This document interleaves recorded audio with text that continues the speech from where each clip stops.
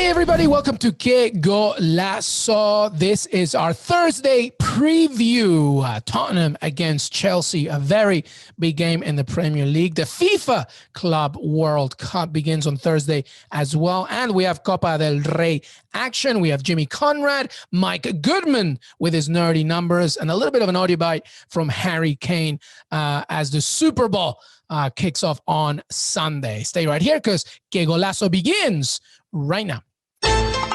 Hey everybody, welcome to Qué Golazo on this Wednesday, but we are doing our Thursday preview. Jimmy Conrad in the house. Jimmy, what's up, man? What's up? How's it going? I'm excited to be here as always, and I hope everybody that's listening and or watching is doing well themselves. Beautiful, beautifully said. Good to have you here, brother, as always. We have Mike Goodman a little later on, but this is all about Thursday preview. Of course, we'll be talking Tottenham against Chelsea, a big game in London, a big game in the Premier League. We have other matches as well, but of course, we begin, Jimmy, with the latest news, and we wanted to do something fun today. The Super Bowl is this Sunday, of course. Tampa Bay Buccaneers against the Kansas City Chiefs.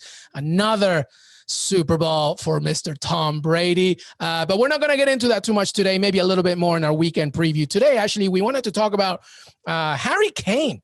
Tottenham's Harry Kane, who will be unavailable still for this game against Chelsea. Jimmy, Harry Kane went on NFL UK and he talked to Houston Texan J.J. Watt, because J.J. Watt's a big, obviously we know through his wife as well, but we know obviously that he's a big soccer fan, and he talked to Harry Kane, who's a big NFL fan, and he talked about possibly reigniting his hopes of one day becoming an NFL kicker. Listen to this. I know that you've dabbled with discussions about the possibility of furthering your career after your soccer career into possibly football in the NFL. Have you taken any further steps into working on field goals? Have you kicked any? Where we stand?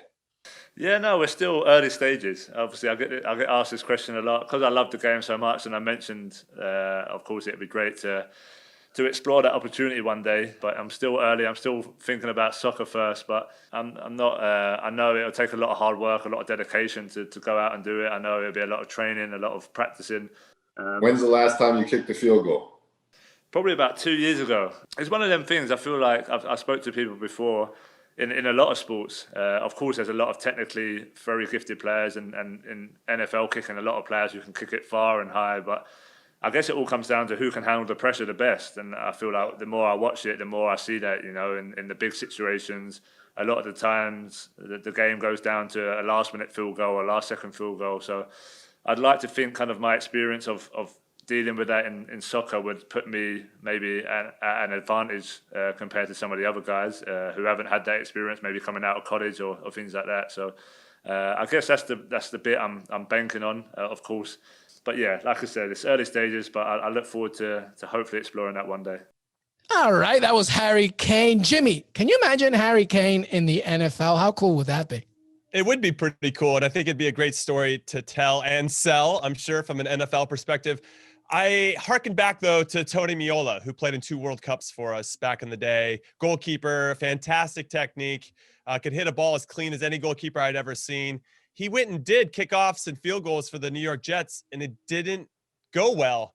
And for me, having seen what Tony Meola could do on the field, and obviously I've gotten to see Harry Kane play in person and on TV, it's a different type of technique. You're swinging a little bit different, and the consistency has to be there. So even though I think he has high hopes, and even though I think he can do it, we've seen Carly Lloyd on the U.S. women's national team banging a couple 50-yarders on cameras. I just don't know if it's the same. He talks about the pressure, and I listened to that, and I've also, seen some of the articles around it as well. He talks about being able to handle the pressure, and that's where he thinks he'd have a big advantage. But man, if he's not hitting consistently and you miss a couple field goals in a row, that pressure changes immensely because now you're in your own head. So yeah, he can talk about and lean on all of his Premier League and national team experience, but it's a whole different beast when you're the most lonely guy out on the field if you've missed a few field goals and now you have one to win it and maybe you miss it again. Did you ever think of doing it? I've done it before and I suck at it. I didn't get taught how to actually hit a long ball properly, and this led to me getting bilateral sports hernia surgery in the middle of my career. And now I have 2 big scars over my nether region Am I allowed to say nether region? Yeah, absolutely. And, okay, my we've nether heard region, worse. That's true. Probably heard worse. I got 2 big scars over that. It's like I gave a C-section baby, and Wow. and that didn't even actually correct the problem. It solved one problem, but then that led to adductor / growing issues, and all because I didn't get to learn proper technique growing up. And it's just a different thing. So when I went and tried to kick field goals, I just don't generate enough power. I can bang in the 30, 35 yarders pretty regularly, but once you back it up to 40, 45, 50, I just can't do it. Maybe 1 out of 10. Like it's really weird. I don't know what the deal is. Wow. No, well, thank God that you're fine, but you can tell obviously that, you need a specific technique to do it. I played rugby in high school, and I always thought that I could be a good punter. I think punting might be better for some of these players. David James as well. Remember him from Miami Dolphins as well. So we'll see what happens with Harry Kane. But anyway, the segue of Harry Kane, of course, is that the Tottenham striker, the England striker, will be unavailable, obviously, for the Chelsea game, a very, very big game as Jose Mourinho faces his old team. And we begin our preview here, Jimmy, with that game, Tottenham against Chelsea. It's really big. Thomas Tuchel, of course, you would say that it's probably his first big test against Mourinho. What do we have here? All the details from Tottenham against Chelsea. I feel like I got to start with some fun facts, right? We like being a fun show. So let's start with some fun facts. The first fun fact is this is the first time that Mourinho and Tuchel have ever faced off against each other as managers, which I found fascinating. I thought for sure that they had, whether Tuchel at Dortmund or PSG and Mourinho at whatever club he is at, I just thought they had crossed paths. They have not. So I'm very curious about that. This is also Tuchel's first game in charge of Chelsea away from home. So we'll see if that plays into it. Maybe in COVID situations, it doesn't really matter. Empty stadium's an empty stadium. The other one is Mourinho has never lost successive home matches in the Premier League. Okay. In his whole career have never lost that. And now he fails to come up with a victory against Chelsea. That'll be it. That'll be making history in some ways. So this could be also, if he doesn't get a win against them, because he hasn't beat Chelsea in his last 6 attempts, it can match his longest ever winless run against an opponent, which was 7 versus Barcelona between April 2011 and January 2012. But how is he going to do that, Luis, is the big thing without Harry Kane, because they just don't look the same without him in the team. I feel like for the first time, their defense looks a little vulnerable. I was pretty surprised with his lineup choices against Liverpool when they lost 3-1. Joe Rodon, or however you say it, in the back, very young and inexperienced. And I think to give a contrast to what Tuchel is doing with Chelsea now that he's taken over, you look at his back 3 for Chelsea. It's Azpilicueta, it's Thiago Silva, and it's Antonio Rudiger, who are all on the wrong side of 30. I think he takes a great deal of pride when he picks his team to make sure he's got experience in the back. And when I looked at that from a contrast now back to Spurs, Joe Rodon isn't that guy. And against Liverpool, he left Toby Alderweireld on the bench. And I just, you got to have your most experienced guys that know how to win games, right? They understand the mastery of the cheating sounds wrong, but like how to gain advantages, how to win ultimately, right? How are you going to win this game? What are you going to do? Are you going to lay your body out there and then hold other people accountable? That's what experience does and provides. And when you risk putting out, especially a young center back in a big game against players like Mo Salah and Sadio Mane, you make some mistakes, which is what we saw from him in particular, Joe Rodon, and then they lose the game. And now they're a little bit down on themselves. That guy has to, if he starts and it looks like it's going to be him, Dyer, and Alderweireld, he has to be lights out, right? So given these fun facts that I'm telling you, given kind of these lineup choices, and I think this is still a bit of an unknown who's going to start. And Dembele came off with an injury against Brighton and their 1-0 loss Tottenham on the weekend. Is he going to play in this one? I think they need him. Is Carlos Vinicius going to show up and kind of have his Europa League form in this game? They need him to hold up the ball so that Heung-min Son and Labella can be involved going forward. I don't know who Chelsea's going to roll out. So it kind of impacts and influences my odd choices. But I kind of wanted to get your thoughts, Luis, just about team selection and Mourinho in general, because I don't see him losing this game. I think he's going to do everything he can, which makes me think this is going to be a 0-0. I want all 90 minutes of my life back, bore fest. But I'm hopeful that you are going to come in with some great energy and enthusiasm about how you think this is going to be a 3-2 like historic game. Well, I will come with a lot of energy and enthusiasm, but it might be for a stalemate, because I may agree with you here. I just feel that due to the injuries, and I think due to Thomas Tuchel still getting used to his squad and the Premier League in general, and then Mourinho just, being Mourinho, this might be one of those 0-0 results. However, We don't know yet. Obviously, we can't predict that. What we can know, though, is to your point about Tottenham, in terms of the squad itself, Jose Mourinho is struggling. Harry Kane, I think Sergio Reguilón being out for 3 weeks as well is a major issue for them. Serge Aurier as well, who was in that spat, that reported spat last game. Apparently, he won't feature and he doesn't have an injury. So there you go with that one. And Ndombele has been past fit, I do believe, right? But Dele Alli, who apparently they might be doing a 180 here, he won't be available. But Giovanni Lo Celso still has to recover as well. So there's a lot of injuries for Jose Mourinho and a lot of problems. So what do you do here? Just rely completely on Heung-min Son? He can't do it all himself, surely. I mean, there's so much talent, of course, but I don't know. From the game that we saw against Brighton, this is going to be a long afternoon for Tottenham. So I'm imagining that all they can do is just put all the men behind the ball and hope for that point. I think that's what's going to happen. I mean, I've seen a lot of probable lineups, right, on all these different websites as I try to get some information on where I think they might start and who he might start. They have them lining up in a 3-4-3. I'm like, get out of here. You're right. You have 3 center backs, actually. They're going to be sitting on top of the 18-yard box, probably the whole game for Spurs, so they don't get exposed in behind. So you got Rodon, you got Dyer, you got Alderweireld, and then you got Davies, who's essentially a left back, and you got Doherty, who's essentially a right back. You're going to have a line of 5, and then you got Højbjerg, who's just an animal, covering a whole bunch of ground, and just tackling people all over midfield. He's going to sit in. So you have this back 6 that are just going to be hungry just to make it as difficult as possible for Chelsea, who we could argue that if you punch this team in the face, this Chelsea team in the face, they don't respond very well, whether that's due to their youth or not knowing how to adapt to certain situations. Like, all right, they just keep square peg round hole. We're just going to keep trying to do this because this is what Frank Lampard said. Maybe Tuchel will infect them with some types of different ideas and this positivity to solve problems in a real meaningful way. We've already seen with Tuchel that he tries to play with a double number 2 cams ultimately. And he did it with Ziyech and Kai Havertz in his first game against Wolves. And that he tried to find those pockets in between the back line and the midfield. I don't know if we'll see that again. It looks like Giroud is going to get the start.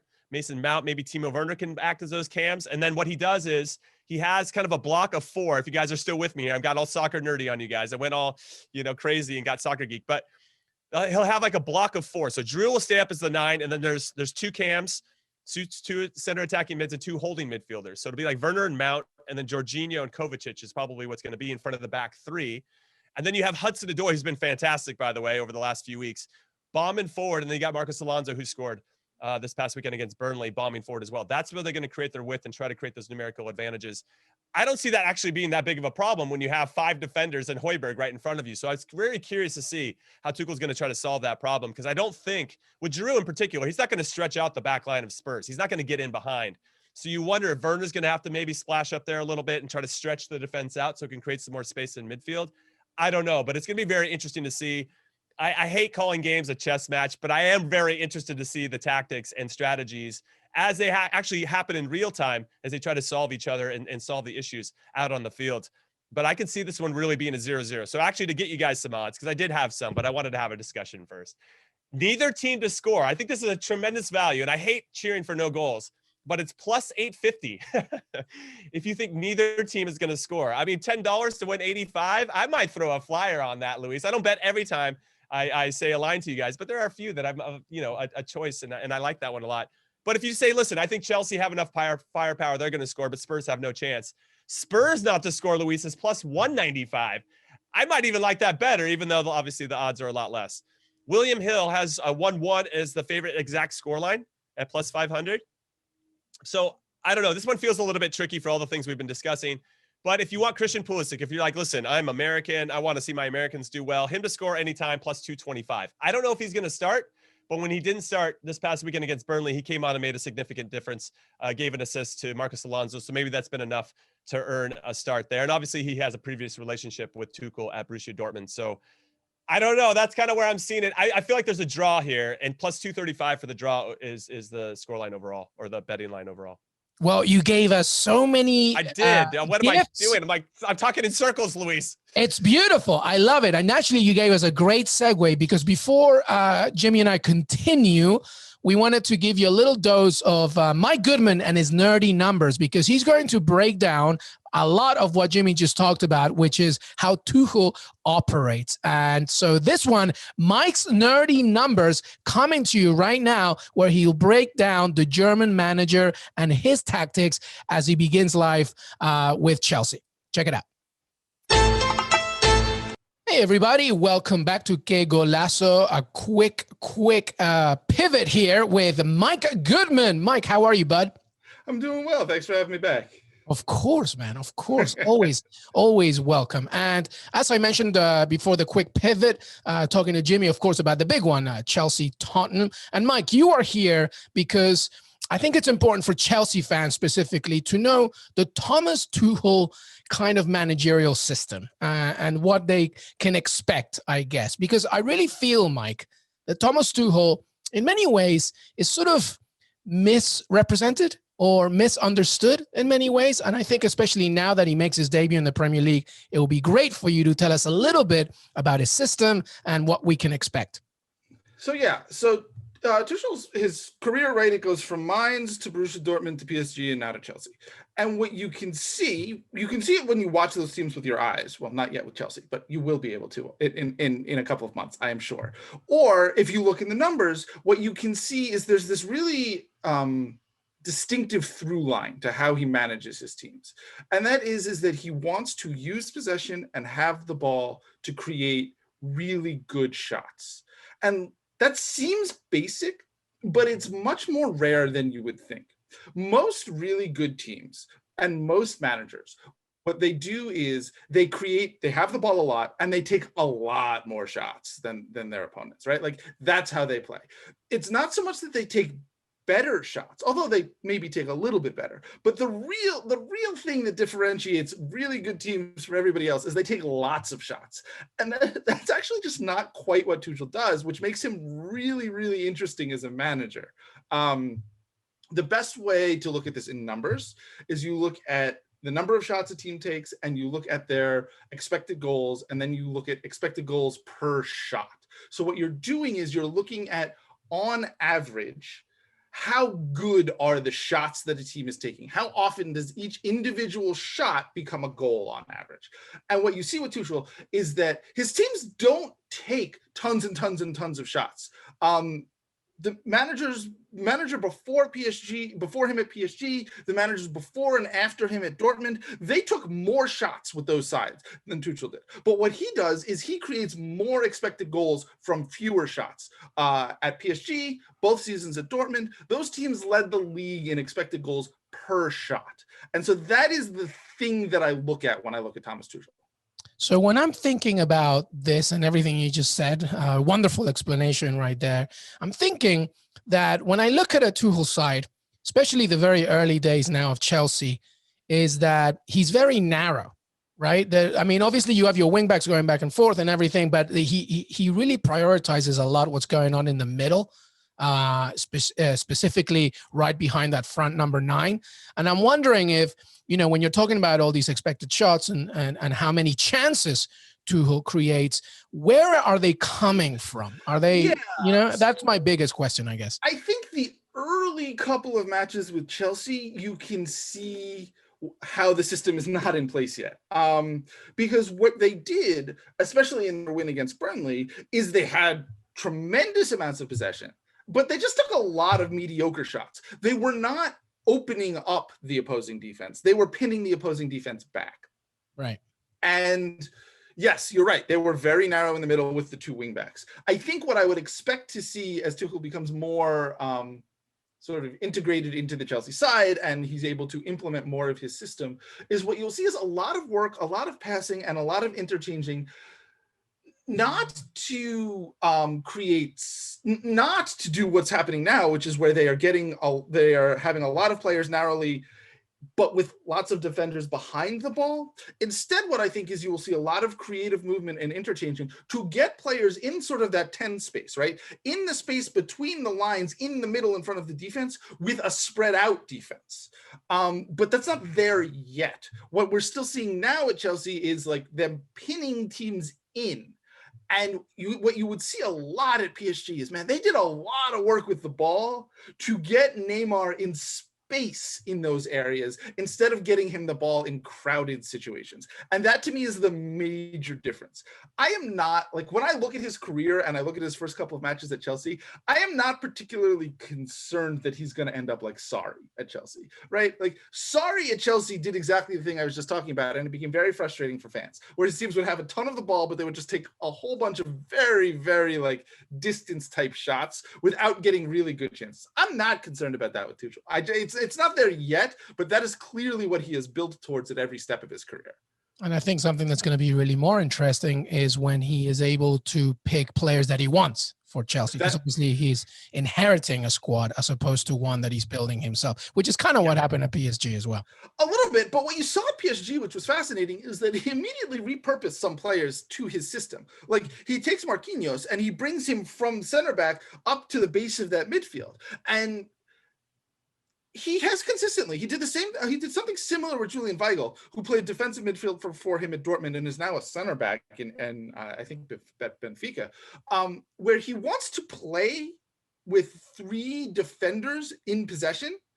And as you can see right now, he started with Chelsea. He's just moved to a back 3, right? Like, but oftentimes what he'll do is the third backline player will play in the midfield. So he will, whether it's Marquinhos, whether it's Weigl, whoever it is, he will have them be the base of the midfield and then drop into the back 3 in possession. And it's going to be very interesting to see at Chelsea whether he finds somebody to do that, because just his personnel is not exactly suited to that setup.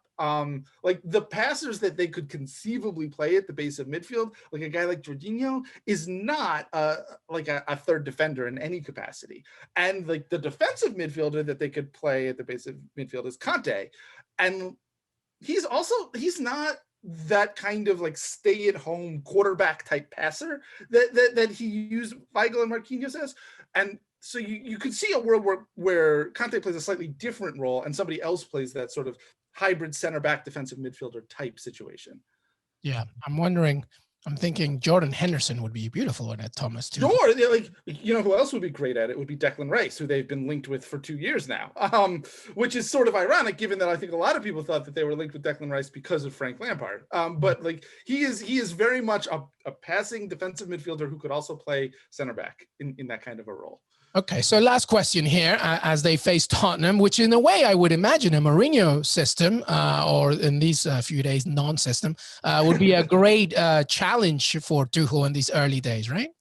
So it is, and you saw that with Wolves, right? In his debut, where Wolves are a very disciplined positional defensive side, and they just couldn't really break them down yet. Of course, Spurs aren't playing particularly well at the moment. So it is an interesting challenge, right? It is an interesting task where what we see is they will begin to, we'll see whether or not they're able to start breaking down this Mourinho side. Mourinho, as a defensive manager, really does like to blow up the opposition midfield. He likes to keep, he'll sit deep, he'll defend, he'll let teams have the ball, but he doesn't like to let them get into positions to create good stuff. So his midfielders will contest the middle of the field. And that to me is the interesting question about Tuchel going forward, is will his teams be able to have the kind of possession he needs to build these attacks to create these great shots? Or will defensive managers like Mourinho in the Premier League be able to blow up midfield to the extent that his teams can't create? And I think this is like a very early example of that kind of test for him. All right, final question. Let's see. I'm going to put you in the hot seat here, Mike. Where are they ending at the end of the season, do you think? Oh boy, that is a tough question. They are a long way from fourth, even though they have probably the top 3 or 4 talent in the Premier League, and there are a lot of teams ahead of them. I'm going to say fifth. I think they're gonna make a good run, but I don't think they quite get there. I love it. Mike Goodman, thank you so much. Once again, Mike's nerdy numbers, and he will be back very soon as well, of course, as the Champions League Europa returns. Mike, thanks so much, buddy. Thanks, Luis. I'll talk to you. Welcome back, everybody. Well, there you have it. Now, listen, if you're a Chelsea fan and you're listening to this, you have no excuse. We've given you everything. We have given you absolutely everything. So make that of what you will. So, Jimmy, as we discussed, you're pushing for a stalemate. Reluctantly. So am I, to be honest. I just think that it's too forces, one who's still trying to figure themselves out, and the other one who knows very well who they are with very limited firepower. And I just think that will just, outnumber each other to a 0-0. Let's hope we're wrong. Let's hope we get a lot of goals here, but you never know. If there was one player, Jimmy Conrad, from either side, I know that you mentioned Pulisic, but if there's anybody else from either side, Chelsea and Tottenham, that you think could maybe be the spark, perhaps somebody that we don't even think about that much, who would that be? And let's begin with Chelsea. Who from this Chelsea squad could provide that little bit extra to get those 3 points? I think Callum Hudson-Odoi for sure. I think his matchup against Davies and Rodon is something he can exploit, he can take advantage of. And then, of course, when you have some experience behind you, like Azpilicueta, I just think it sets up a lot of good situations for him to have success. And I think he's got a lot of confidence right now. So, yeah, we always talk about, more often than not, we talk about Pulisic, as we should, and Werner and Havertz and Mount and all these other guys. But I think Hudson-Odoi could be the one that ends up proving to be the biggest difference. And so that would be my pick for Chelsea. How about you? For Chelsea, I think that I would, to me, one of the things that you said that really stuck with me and I still think about is the fact that, well, that you suggested at the very least, is that, under Tuchel, Chelsea likes to find these pockets, right? These spaces, but most often they're not. They're all like central. There's not much width, unless you're wingbacks, like you said, Callum Hudson-Odoi. If they're isolated, obviously, but the overwhelming amount of threat really comes from the middle. And it's not that obvious, but I think this is a perfect opportunity for somebody like Timo Werner to really just finally put something, a stamp on it once again and reclaim that star power. Maybe Giroud takes enough threat away from that and gives them the opportunity, especially outside the box, just entering inside the box. So to me, it's going to be Timo Werner. But I think Callum Hudson-Odoi is just as effective. What about you? I'm curious about Werner just because I don't know where he's going to set up shop. How close is he going to be to Giroud, or is he going to drop in a little bit deeper next to Mount? I mean, he's the one that's going to be a little bit closer to goal than Mount, I would say. But where is he setting up shop? Is he going to be asked to stretch the defense a little bit? That's what I'm curious about, because if he does that, Giroud is excellent at holding the ball up and allows the team to transition, and he's always looking to combine, which I love about Giroud. And I think that's what Arsenal missed for some time, even though Lacazette seems to be picking it up. But we won't get into that conversation. Let's talk about Spurs, right? You want to ask me about Spurs? Yeah, give me one player from there. Obviously, Heung-min Son would be, a no-brainer. But is there anybody else you think that could, unlock something here for Jose Mourinho? Well, it has to be Carlos Vinicius up top. He's shown himself to be a very good player in the Europa League. Obviously, the opponents there are a little less dangerous than who he's going to be facing today. And you got experienced defenders in the Chelsea back line with Azpilicueta, Silva, and Rudiger. He has to hold the ball up, I think, for Tottenham to really transition in a meaningful way, to allow Heung-min Son to make those darting runs in behind, right? That's what Harry Kane and him have done so well, is that Harry Kane will kind of pull out wide. Heung-min Son will run through that gap that's now been exposed because a defender's chasing Harry Kane wide. Harry Kane says, thank you very much, takes 1 or 2 touches, plays that ball through, and Heung-min Son is gone. Vinicius isn't as mobile as Harry Kane. He's not looking at the game in the same way. He's got to stay in between the two center backs. Even though they're playing a back three, he's got to find those pockets, but he has to hold the ball up. Otherwise, Spurs are going to have a really long day at the office. And if he doesn't, then I don't expect them to score any goals unless it's maybe off a set piece, which is possible with those guys. He would be the key guy. If Spurs go on and win, I think we'll be talking about it's because Vinicius showed up and had a good game. Yeah. Yeah. The only one that I would just add is Gareth Bale, man.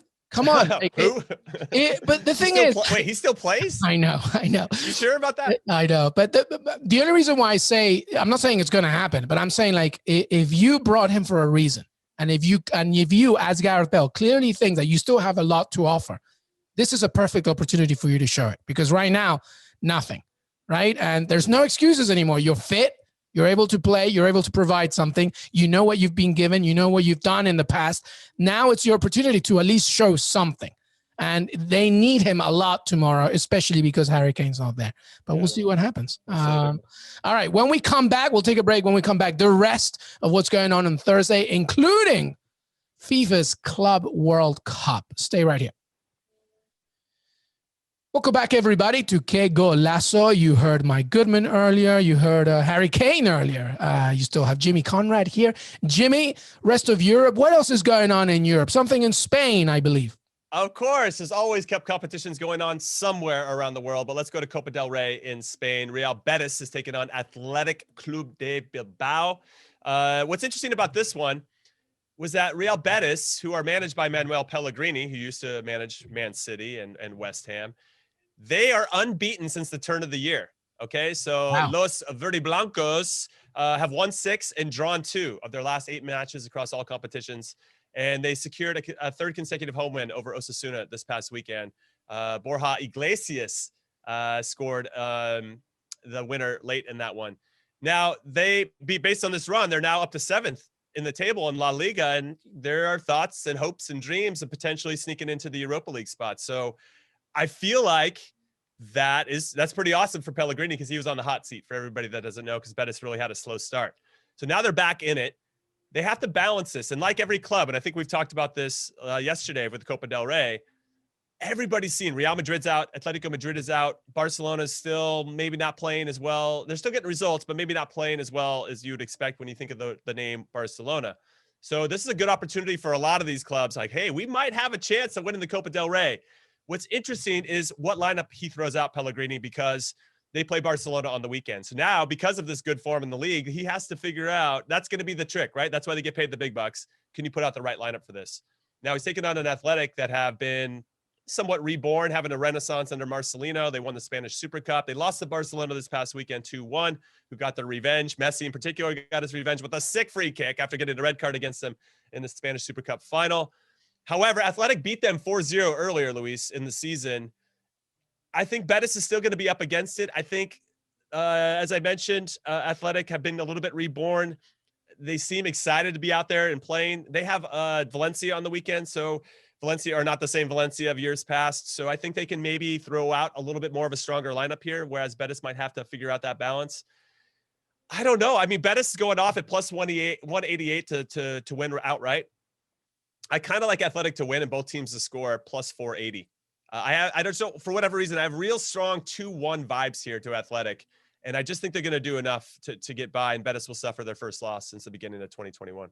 This is a really tricky one. It's so tricky. Because, as you mentioned, Pellegrini finds himself in a quandary here. As you know, 7th in La Liga. They win against Barcelona, which is a big ask, of course, and other things go their way. They'll go 6th because they'll go above Real Sociedad, which is kind of crazy, right? But then, to your point, but what do you do here? Should you just go all out because, you're deep run in the cup? And you look at Real Betis' squad, and it's tremendous. Yeah. I mean, Joaquin is still around. I love it, right? 39-year-old, still doing his thing. Guardado still there. Fekir, of course. You mentioned Borja. I mean, this is a very, very good squad. It's just about what do you do? What do you prioritize? So it's very difficult. I like the 2-1 for Athletic Bilbao. I think they won a little bit of redemption, especially after losing against Barcelona, and they equally want to have a deep run as well. And they beat Barcelona in the cup to go far. Not in this cup, but in the other tournament in the one of final. So this will be an interesting one. I'm gonna go. I'll go with Betis. I interviewed Joaquin a few years ago. He's just so great, and he's meant to be the jokester of La Liga, and he's so funny. So. I respect that. I respect it. This one is tricky. It's very similar to Spurs Chelsea. Like, you could, even in your heart and your mind, you could make a strong narrative for either side to get a result in a particular way. But I like both teams to score. I think Betis is in good form. I think they have some belief in themselves. I just think with Athletic getting past Real Madrid, getting past Barcelona in that competition. Now it's another kind of one-off competition. They have some confidence in a different type of way. Yes, they lost to Barcelona on the weekend, but they've been going against some of the big teams, and really cutting their teeth and trying to go up against it while having a new manager take over. And they've obviously winning that trophy should give them a ton of confidence to try to win another, knowing that this is a good opportunity to do it. I just think Athletic's going to have a little bit more than Betis to make those key plays. But I guess we're going to have to wait and see. Now, you listen to Jimmy, everybody. Just he's done more homework in this one. Let's go. Let's go with Bilbao. All right, listen, to wrap things up, everybody, by the way, Jimmy, the FIFA Club World Cup is back. Love it. You have a lot of teams that a lot of you may have never heard of, but, it's a good opportunity to see them. And, of course, Bayern Munich. But, Real Madrid, Barcelona, Atletico Madrid, Real Sociedad, Palmeiras, and of course, Tigres from Liga MX. What do we have on Thursday? Well, so first up, we have Tigres taking on Ulsan Hyundai from South Korea. I'm bummed still.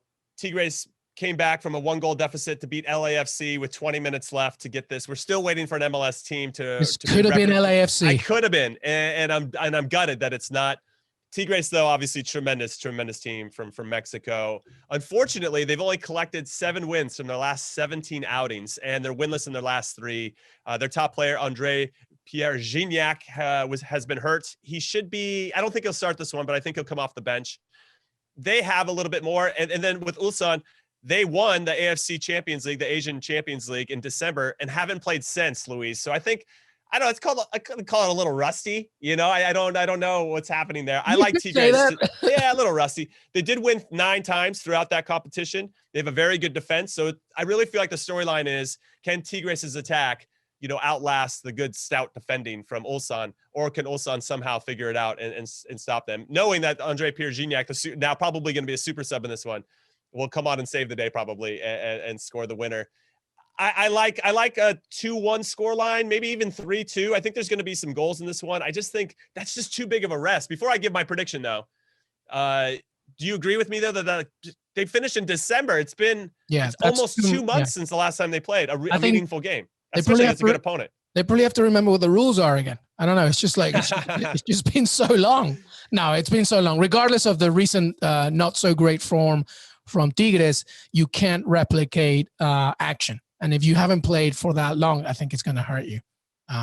So, okay, we're on the same page. So I like Tigres to win because, excuse me, they haven't been in good form. I'll give Ulsan a chance to score. So I like both teams to score and Tigres to win, plus 230. That's nice, relatively safe in my mind. Yeah, that's good. And I think Tigres' quality will end up shining through. If Ulsan came back, somehow figured it out, we're like ready to go after 2 months, I'll be impressed. But you never know. You never know. So that's one of them. And the other game, the quarterfinal, is Al Duhail. Hopefully I'm saying that right, from Qatar. And they qualified for this by being the Qatari champion because that's where this tournament is being hosted. And they're taking on Al Ahly, who won the CAF Champions League from Egypt. And Al Ahly's pretty good. This is the 5th time they've been in this competition. The Qatari club has not ever played in this before. And even though they're playing at home, I just don't see how it's going to happen. I don't know. Also, Al Ahly won a treble recently too. They're like the Bayern Munich of Africa. So it's. It's a stronger league, right? It's a stronger league. It's a stronger competition, and all the Qataris had to do was win their league. They didn't have to win like a Champions League to get there. So I just think that quality will shine through. I'm kind of super heavy on Al Ahly, but so are the lines ultimately. So. I don't know how you think that's going to play out, but what's your prediction on that one? Well, I don't want all the listeners to think that I'm an expert in Qatari football or Egyptian football. What are you talking about? But I will. Yeah, it's in my bonus of my CBS contract. You need to be good at Egyptian football. But I will tell you this, though. There's something to be said about playing in a stronger league than another one. And as you mentioned, the fact that Al Duhail only had to do is win their league probably doesn't say enough to understand the kind of opponent they're about to face, with their treble winning Al Ahly. So I think I'm going to go with Al Ahly. Yeah, Al Ahly actually, surprisingly, is the favorite, but only slightly, plus 138. If you guys are into parlays, I would look into Al Ahly winning straight up in this one, and Tigres, and you could probably get some good value there. And then from there, obviously, we got Palmeiras, who just won the Copa Libertadores, and Bayern Munich waiting for them in the semis. And those should be good games. I would really like to see Tigres in particular win so they could face either one of those two. And that would be a cracking affair. So again, I'm disappointed LAFC didn't get there and MLS team didn't get there, but we have something to work for, right? We're always trying to chip away and earn that respect. Absolutely. Tigres Bayern Munich final. Can you imagine how cool? That'd be hot. But Palmeiras plays on Sunday and Bayern Munich waits until Monday. And then the final, everybody, is on Thursday next week. Thursday 11, I believe, at 1 p.m. Eastern. So that should be something to look forward to. All right, that's it. That's our Thursday show. Jimmy, any final thoughts? Anything else you would like to discuss? No, I think I'm good. I'm when you started talking Super Bowl and Tom Brady. I was ready to get into a big conversation about that, but we'll save it for tomorrow. For our we're going to weekend save preview. it for the weekend preview, because obviously that will be a major part of our conversation. And as a Giants fan, I always love to talk Tom Brady at the Super Bowl, so it's always good to know. Jimmy Conrad, thank you so much, brother. Thanks, Luis. Hey, everybody. I want to thank Jimmy Conrad, Mike Goodman for joining me today. Don't forget to follow us on Twitter, Qué Golazo Pod. Listen to us on Apple Podcasts, on Spotify and Stitcher. Please leave a rating and review wherever you can. It really helps us to grow the show. Have a great rest of your week.